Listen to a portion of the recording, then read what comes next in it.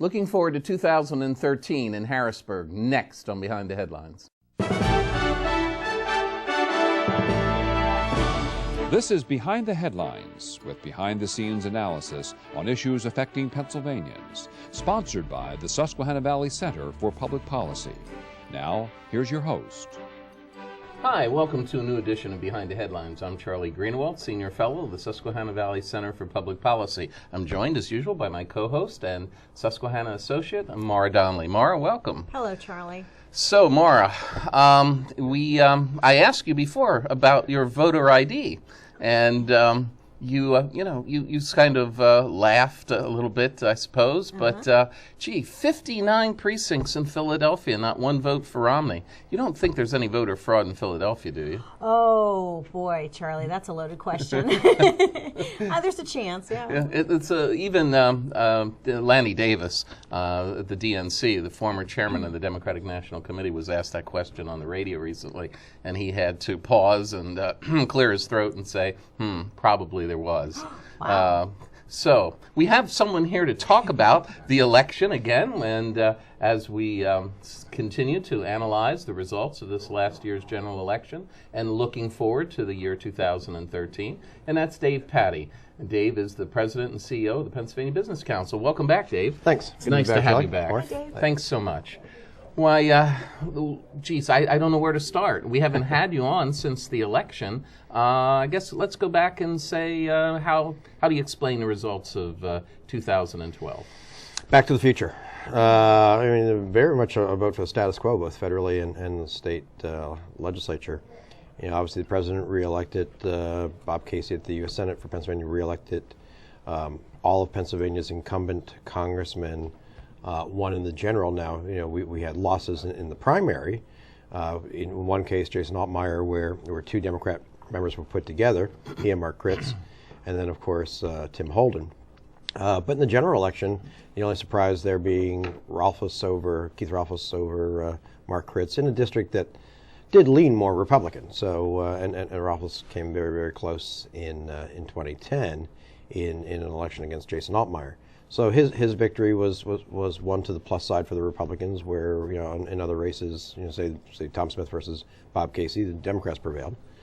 But Congress goes back to a Senate controlled by Democrats and a House controlled by Republicans, and a presidential White House dominated by the Democrat Party, Democrat president and administration. So not a lot of change in Washington, and in Harrisburg we still have a Republican. House, Senate, and governor, where now Democrats picked up some seats in the Pennsylvania Senate. Somewhat of a surprise that they picked up 3. I think a lot of people thought 1 or 2, but they got 3. But the House, Republicans still firmly in control. No change in the margins there. So overall, I think we are back to where we were, and now comes to the hard part, the governing. Mm-hmm. Well, I think, there have been a lot of discussions lately about the governor's approval rating, and it's gone down, it's gone back up, usual. What do you think he needs to do in 2013? He has a Republican House, Republican Senate. What can he accomplish to improve the I think it's largely stay the course. I think really when you go through what were the issues going into the election for governor in 2010, and look at and compare it to what Tom Corbett said he was going to do, what he has done with the help of the House and the Senate. They have very much been players in the policy making as well. That they have accomplished much of what they set out to accomplish, and they have a lot to tout. But I think for any administration, whether it be presidential or gubernatorial, at the end of 2 years it's kind of tough. And I often say to people, I liken it to building a ship in a bottle. When you do that, and I've never tried it, but from what I understand, have you ever? Have any of us? No. You fold all the mast over, and everything's kind of crunched up and doesn't look particularly good, and you shove it in there, and then all of a sudden one day you're finally ready, and you pull the string, and it pops up, and it looks great. And I think that's what happens in executive administrations as well. Somewhere in the 4th year, hopefully you can pull the string, and it all pops up, and it looks great. Mm-hmm. And I think that the Corbett administration's on track for that. It's that messy part when you're first shoving it into the bottle that you everybody kind of scratches their head and wonders. And that's okay. I mean, that's just part of the process. But if you look at what they've done in terms of keeping fiscal discipline, keeping tax rates low, rolling out plans to reduce some of the business taxes, getting rid of the capital stock and franchise, changing some other corporate taxes, unemployment comp, education reforms, there's a lot of good stuff going on. Well, if you were to list the accomplishments, the top 5 or so accomplishments in the first 2 years, Sure. Now you were just being general about them, what would they be, Dave? 2 straight on-time balanced budgets that hold the line on spending in really tough economic times. And that's has to come at the huge. top. Yeah. That's huge. It's something that the former governor did not have. Well, but a lot of other governors in the last 2 years have struggled. Maybe they've gotten them on time, but where they've done tax increases or even worse spending cuts than we had to take. So I think that starts. I think the fact that those included continued phase out of capital stock and franchise tax, incredibly important. The fact that we moved to a single sales factor for corporate net income tax, incredibly important. The fact that we have recently, with the Post-Secondary Ed Commission, come to terms with the higher ed community for flat funding for the next couple of years so that it's predictable for them, but fiscally attainable for the administration, with the promise of additional funds if they're available, but only on a performance basis, moving to kind of what Patti already has done. Incredibly important in terms of both the continuity of good public higher education and fiscal discipline. The unemployment compensation package that went through last year, huge. Joint and several liability, known as the Fair Share Act, very, very big for not only the business community, but local governments, the medical community. Everybody in Pennsylvania benefits from that. So, I mean, there are a lot of good things, and some smaller things that looked more modest than actually their impact will be down the road. And a lot of things that will save money or improve our government efficiency over time. Well, 'tis the holiday season. What does the business community want for Christmas this year? Predictability, stability, and a civil conversation about public policy, both in Washington and Harrisburg, where we can sit down and act like adults and bring together different stakeholders and say, look, what needs to be done? How do we best achieve it? There's not going to be any giveaways for anybody. But it comes to balancing lots of competing interests in a way that make Pennsylvania more competitive and make this a place where companies can come, start, grow, create jobs. Do you think that's going to be possible with healthcare for business? Predictability. I do. I mean, I think actually, if anything, I mean, it would seem to me the election has sort of settled the debate about the Patient Protection Affordable Care Act, or to some people Obamacare. That at least we know, look, it's going to stay. I think what's interesting is now states who like Pennsylvania, that held off on setting up their health exchanges, really have to make the tough decision of, we're going to let the feds do it.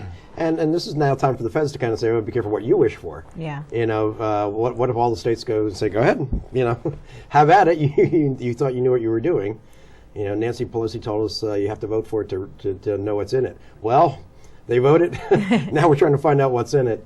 And I think you're right that there are some tough questions that have to be answered. But I think there's other things that people have found that they like.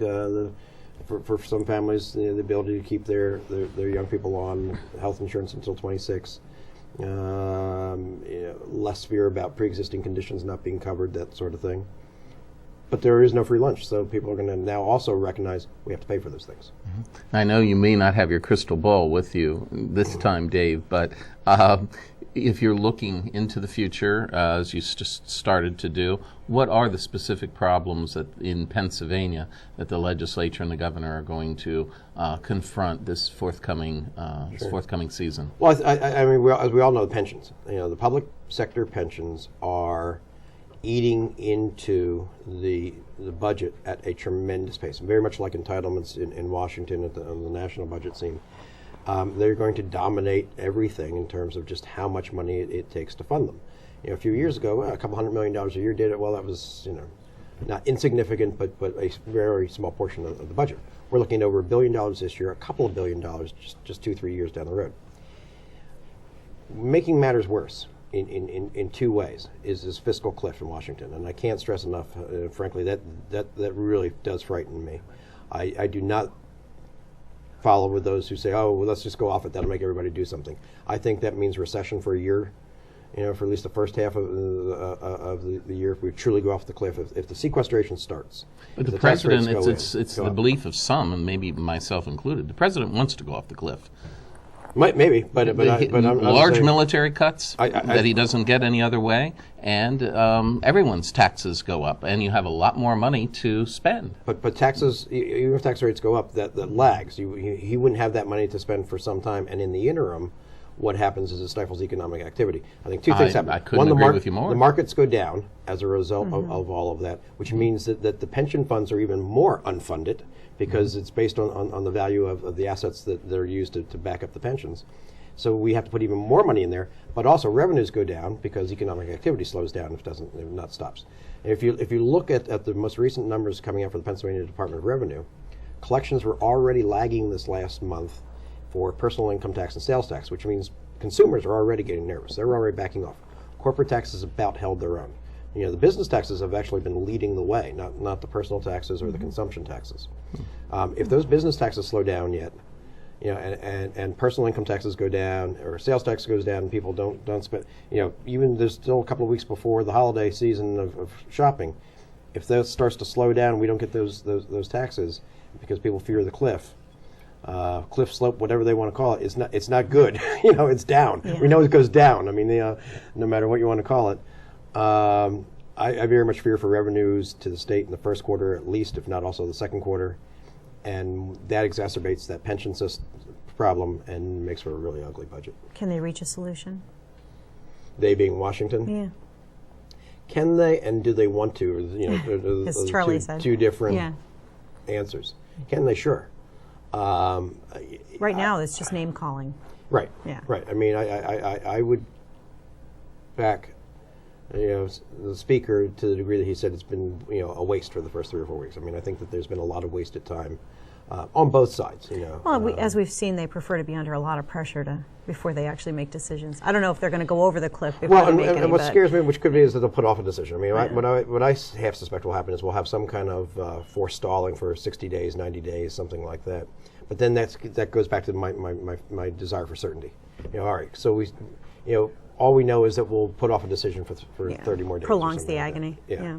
Well, we've been lucky enough to have Dave Patti with us today. We have an adult in the room. We wonder where there are adults in Washington, D.C., Dave. Yes. I've looked for them, Maura, and I continue to search. It's like, it's somewhat futile sometimes. But we'll be back. No futility. We'll be back right after this and with the second segment of Behind the Headlines. Behind the Headlines is brought to you as a public service by the Pennsylvania Business Council, envisioning a commonwealth in which residents enjoy a very high quality of life in sustainable communities. The Council works aggressively to define key long-term policy strategies and solutions that make the Commonwealth more competitive, creating and sustaining a better Pennsylvania. Additional underwriting provided by the Worrell Corporation Foundation, based in Carlisle, Pennsylvania, by the Edward H. and Jeannie Arnold Foundation,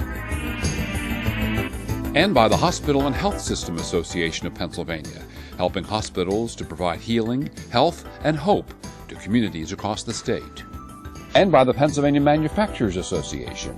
Business in Pennsylvania is our business. Behind the Headlines is also supported as a public service by Daily Underwriters of America, a better way for truck insurance. And by Penn Waste, your best local choice for your waste removal and recycling needs. Hi, welcome back to the second segment of Behind the Headlines. And in this particular segment, we're going to have a guest who is in the news perhaps as much as any Pennsylvania leader in the last few weeks, and that is Steve Hicks, the president of APSCUF, our faculty union at the 14 state universities. Welcome back, Steve. Maura and I are happy to have you here, and of course, you've been in the news, and you've been busy. Because of course, the ongoing negotiations that the Commonwealth of Pennsylvania has been having with APSCUF and all the faculty in the 14 state universities, Millersville, Shippensburg, Edinburgh, Kutztown, and so forth. And it's been a long time since the last contract, hasn't it been? Expired in June 30th of 2011, so we're going on 18 months without a contract. Okay. And we find, how are the negotiations going at present? Well, of course, that's a question that has put us in the news quite a bit. They are not particularly quick. We've been 18 months without a contract. Next time we go to the table, which is next week, we'll officially, I think we're going to have a cake because it'll be our 2-year anniversary at the table. So we've been grinding at this quite a bit. Let me just say about being in the news, you always kind of like being in the news. I mean, it is, I have staff people who work at that, but it is disheartening that strike talk and contract talk is the time when we really do get in the news, when we serve 115,000 students, as you know, across the Commonwealth. We have graduates who've been governor, who are Pro Bowl football players, who are best-selling novelists. Probably a plurality of the school teachers in your school district are our graduates. I mean, we do a quality job with education, and I wish we made more news about items like that instead of collective bargaining. But higher education is very much in the flux right now, and that's part of the reason we're at the table for so long and the issues are so complex. Because even in the wider realm, people are talking about what should be taught and how it should be taught. I mean, the governor has just had a commission, and they spent 6 months going around talking to people about what we should be doing in terms of post-secondary education, and also talking a lot about delivery. And those have been central issues in the negotiations. Are we going to pay people a decent wage for being in the classroom, and who's going to be in the classroom with our students? What kind of quality education are they going to receive? And how much are we going to use distance education, and what sort of controls are we going to have on it? And on all of it, there's always a question in the back of our minds, both as a labor union as well as with an association worried about quality education, how large are those classes going to be? So those are all big issues that, I don't think we're going to resolve, with any closure at the table, but they're all on the table that we're trying to work out, and those are central to what we're working on, and that's why it's taken so long, because the two sides obviously aren't going to agree right off the top about most of those things, and trying to find a comfortable middle ground is not an easy thing to do. Well, I think it's important to point out that, as you said, you've been at this for 18 months, but the word strike has just come up recently. I mean, this was really sort of a last, you've been patient, I think you would be fair to say. What exactly are the thoughts right now on a strike? Well, I think strike to a labor union is the big leverage you have at the table. Clearly, you don't want to use it until you really have to.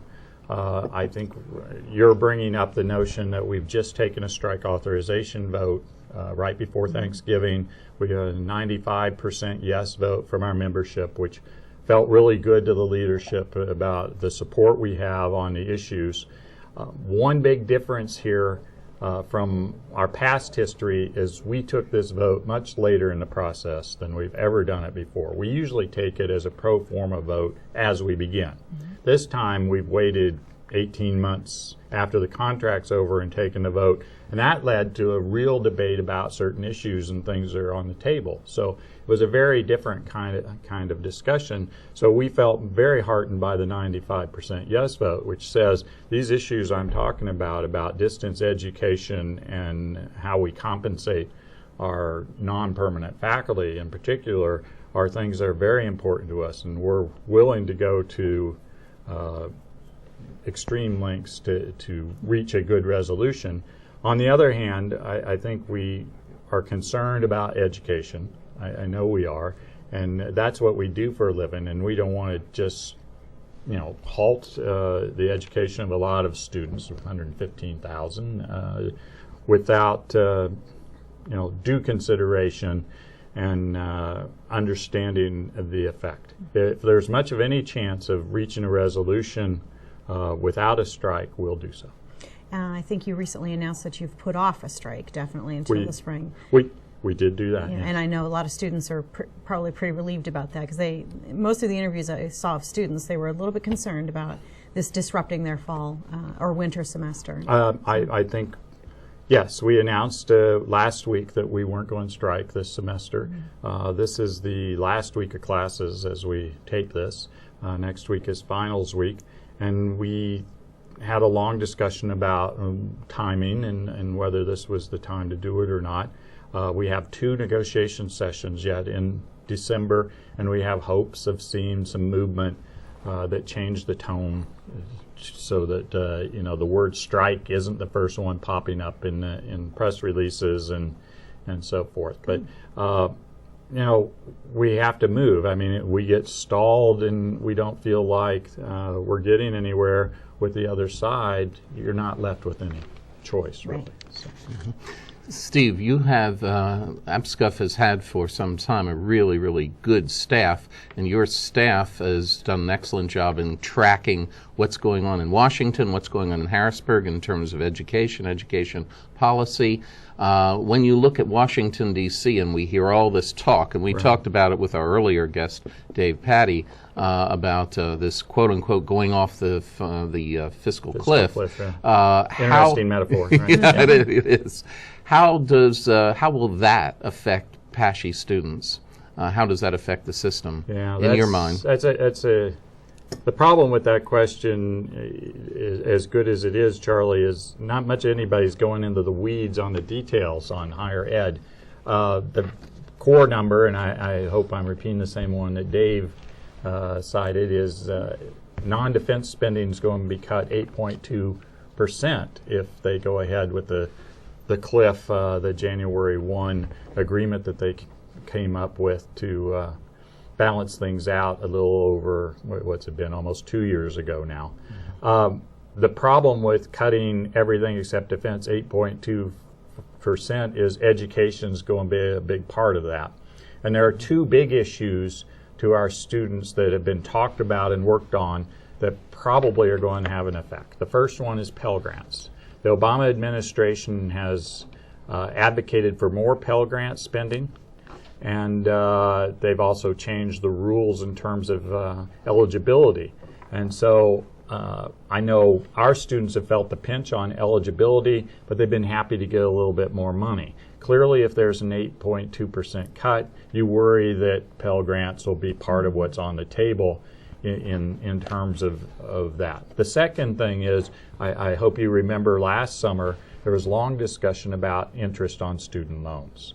And our students these days averaged about $25,000 worth of debt when they graduate. So the difference between 3.5% interest on your student loan and 6.5% interest on your student loan is significant. And clearly that is a budgetary issue. It's another thing that you worry is going to be on the table when they make these cuts, when you get into the details. And that's going to keep some people from borrowing money. It's going to make paying it back harder, and it's probably going to change the numbers in terms of what we do in terms of serving the working class families across the Commonwealth, because it hasn't been highly publicized, but the last 2 years we've had a reduction in the number of students we've had at the 14 state system schools. And that in part has had to do with Pell Grant eligibility. So those things, as you know, there's a big distinction in higher ed between what comes out of the state capitol and what comes out of D.C. But the D.C. stuff is just so huge. The amount of money in Pell Grants is billions of dollars. When we talk about state funding of higher education, isn't even $1 billion. So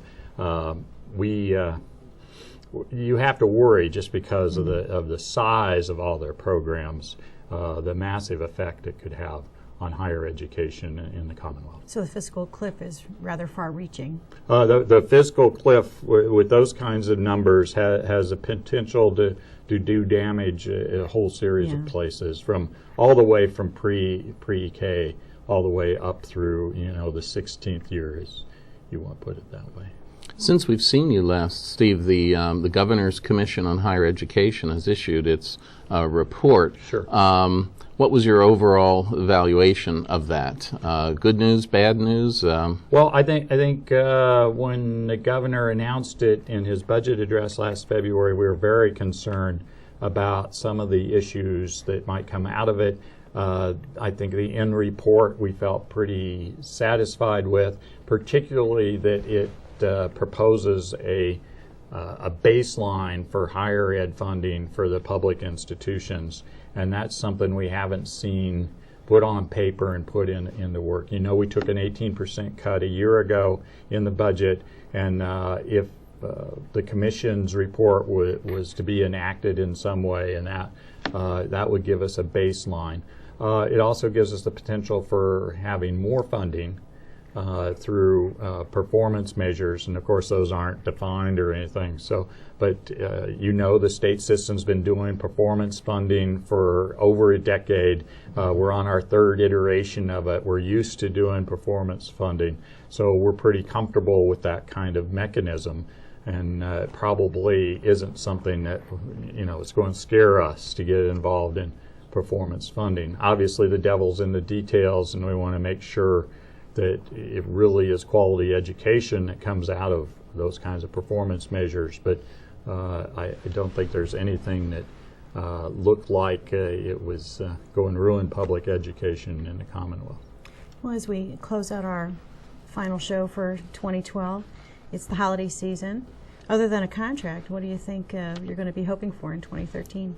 Well, That's pretty big. I know, and it would be really good to see public higher education be funded at a decent level out of the governor's budget.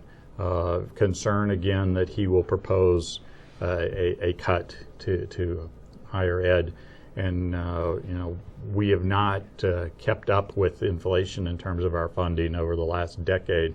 So it would be really a positive message if he at least proposed a flatline funding, and if he could, you know, be Santa Claus and give us a little gift of a little more money, I think that would be great. So. Yeah, well, you think you have to get in line. Yeah, well, that is the problem in this town. Santa's right? got a long line. Santa yeah, has a long line. you know, I've been to the mall lately, and that's true of Santa is everywhere. General. Yes, yeah. So as we close this segment, is the Chancellor in regular contact with you? We talk regularly. Yeah. That's good. That's right. good. The people of Pennsylvania probably would rest assured that the Chancellor is calling and is. Hey, this is a modern. Is involved. It's not calls anymore. They're it's texting. text. Oh, you're texting text one and another. email frequently. Okay. Yeah. All right. Well, thank you, It's Steve, contact. for Thank being you. with us. We Right. really appreciate it. All right. And we'll be back again next week with a brand new edition of Behind the Headlines. Mara and I will see you then.